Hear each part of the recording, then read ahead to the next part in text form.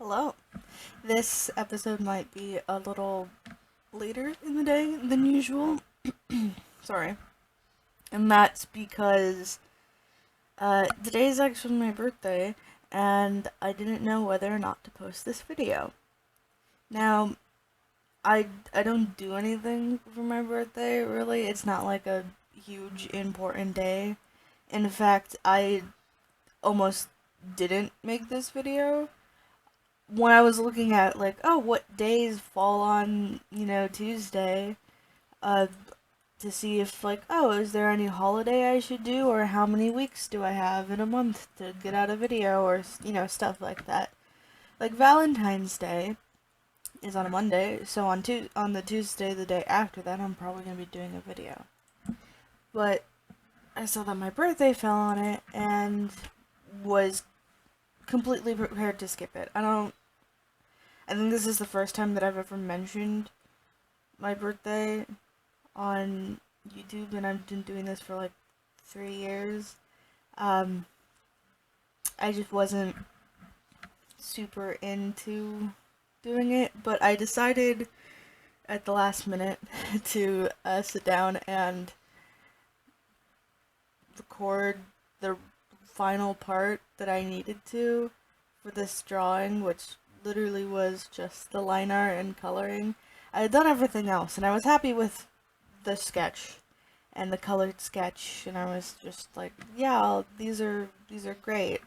Um, and then I was like, I'll just I'll just record it, and then I thought I was gonna just put the footage on a shelf and never go back. Because I literally recorded the footage yesterday. I'm recording this audio this morning at 9 a.m. Pacific Standard Time, so I literally woke up, ate breakfast, and decided, hey, I guess I'm gonna put this video out today. So you might be curious about what I'm drawing, and that is a good point because I have never mentioned the video games I play very much. I think you can kind of see if you ever look at the bottom of my taskbar that there are 4 video games down there. The Wolf Quest 2.7 and 3, which excellent. Wizard 101 and Pirate 101, which are just games that I've played forever and I love. But never this one, and this game is called Gauntlet Legends. You've probably never heard of it, but you've probably heard of the people who've created it, which was Atari Games and Midway Games. It was originally an arcade, and like an arcade game, and then it got turned into a N64 game, and I want to say a PlayStation game later. I could be wrong. I want to say also there was one that came out more recently, but it wasn't as good. So before I get into like who my character is that I played for, I want to talk about the game so that you can understand what I'm discussing. So, Gauntlet Legends is a dungeon crawler game. There are 4 possible characters you can play. Well, technically 9, but 4 base. The other 5 you have to unlock. And each one there are 4 colors that you can choose from, so you can customize 16 characters if you so wish. And the different slots are, you have your Minotaurs, Jackals, Tigress, Falconess, and Summoners. It's like your extra special things to unlock. But the bases are Wizard, Warlock, Archer, and Valkyrie. And the colors are blue, yellow, red, and green. And I think you can kind of put together that I have a green wizard. And I'll get into his history in a second. But the basis of the game is that there was this mage called Garm, and he had a set of rune stones, that summoned a demon named Scorn, and Scorn imprisoned Garm in the underworld, and then banished the runestones throughout the four realms so that no one could be used against him. And the player or players, depending on how many people you've got, go through all four kingdoms, get the four keys, get the rune stones, and banish Scorn back to the underworld. And if you can get all 13 rune stones, then you can you can go and destroy him, which is a fun fight. And I think that's about it. There's not a lot. It's a very simple premise. There's 5, sometimes 6 different dungeons per world. And then you travel throughout the worlds. And then there's the underworld that you go to fight Scorn in. And there's an extra 3 dungeon area, I believe. I haven't played this game in so long. And the fun part about this is that it's not a solo game per se. There's a lot of places where it's you need a partner to step on this to walk across so that, but you can cheese it so hard. I played the entire game by myself. Everything to max. I had a max character, which was 99, not 100, which is a little weird. Everything maxed out at 99. And I would just be able to walk, press on the button, and if you sped run, if you had a high enough speed, you could, and you hit it at a right angle, you could stand on the platform, and if you're not pressing the button but you're on the platform stays visible until you get off. So I would be able to do all that myself. The bosses are fun. At least I would say so. I think my favorite's this weird slime monster where you find it in it's in a fountain, and then there's these sewer grates on the field, and you have to dodge out of the way as it explodes. It's very interesting. I loved that battle more than I probably should have. Mostly because that 3rd level was where I started to have a lot of fun and also get really serious about how much I was playing it. I did play this game for a very long time, which now brings me into the character on the screen. He is a green wizard named Spirit. He was the first character I had created for this game when I was 3 or 4 years old. I think I liked green. I liked wizard. So I picked it and went, "Oh, okay, so this is my guy now." Spirit is such a stupid name for him, and yet I cannot think of any better name because it's stupidly basic and yet perfect.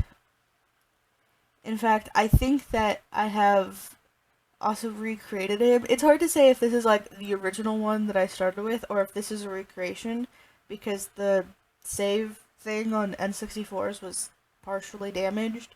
So who knows?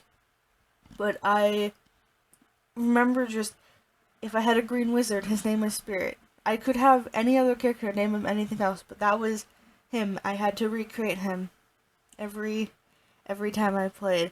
And I did play a few characters. I think I also had a yellow Valkyrie, which I don't know what it was. I liked the wizard set, which they all had 3 different magical moves that they could do. The first one everyone had. The second one was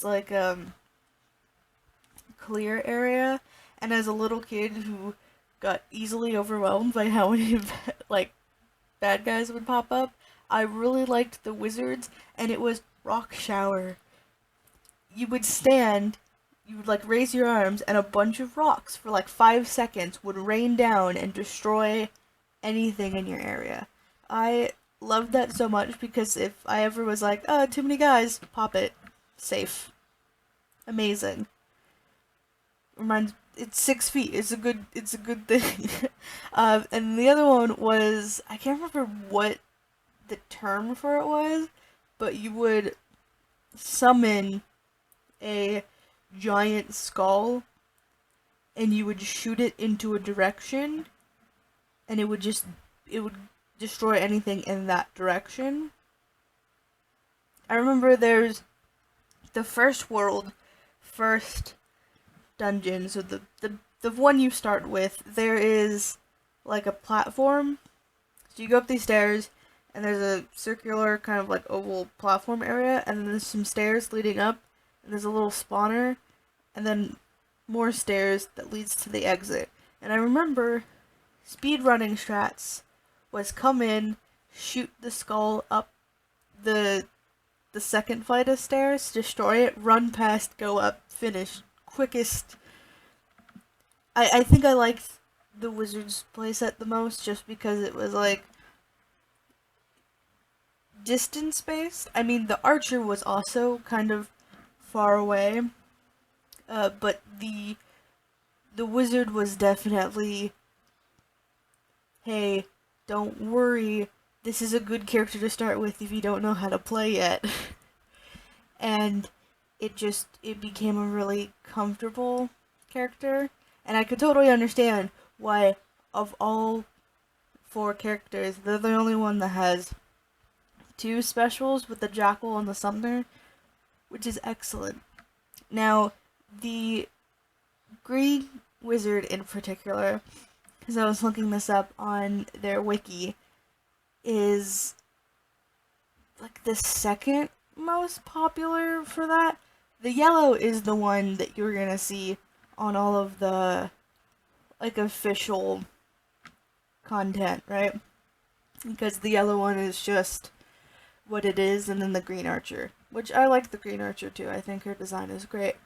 But the green wizard, I didn't notice this until I stopped to research it, is apparently tattooed, which is why there's a bunch of tattoos on this character, and never noticed, but I could kind of see the sun tattoo actually on the character model, and it's the only one that I actually kept, because the other one I could see was like a tattooed M on his forehead, and I'm not trying to go for Dragon Ball Majin vibes, so I decided to not do that.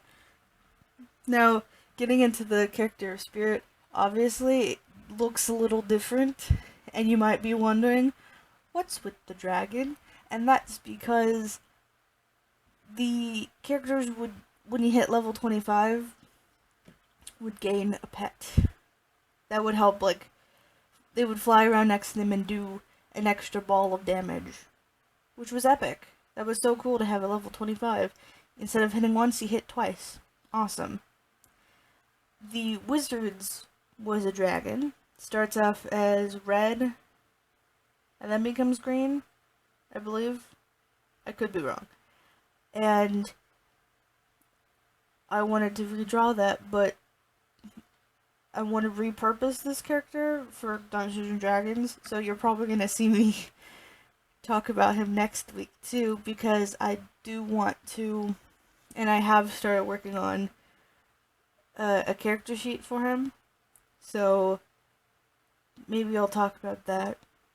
And I also want to mention, the thing with the dragon is, when I was really little, I didn't understand how leveling worked in games, and I thought that if I hit a certain level and I died, I would lose my levels.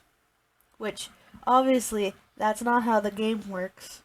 If that's how it worked, that would be kind of a stupid mechanic. So I didn't touch the character for a very long time because of that. I was so afraid of playing him, dying, and losing my pet dragon. Which I think is a really cute reason. Because I didn't want to lose it. Anyways. Thanks for stopping by if you made it this far. I know this is kind of shorter and this is kind of a rushed video. Maybe next week I'll talk about anything I've forgotten about this. Probably not a lot. And yeah, just, thanks for stopping by. Have a good one.